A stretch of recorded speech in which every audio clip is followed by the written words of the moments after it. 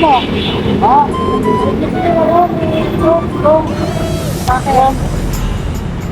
Tagal kasi maputput eh. Ang tagal kasi maputput ng gulong ko. Ayan o, tingin mo. Ang lalalim pa ng ano, ayan o.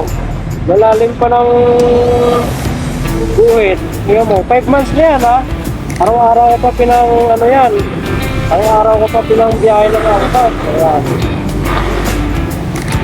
Puro yan. Tignan nyo naman, puro yan. 5 months na to ha. Pero tignan nyo naman, ang kapal yan ha.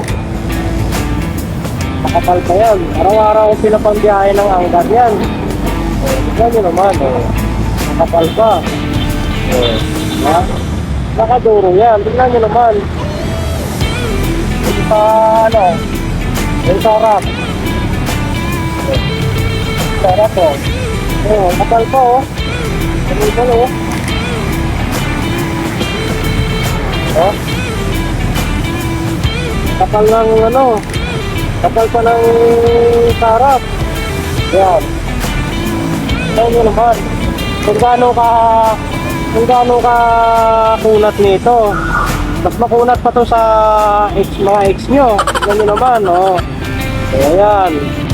Sobrang kunat nito, boy. 5 months na to. Lagpas ng 5 months to sa akin. Ginagamit. Pinapambiyahe ko pa to araw-araw ng angkat.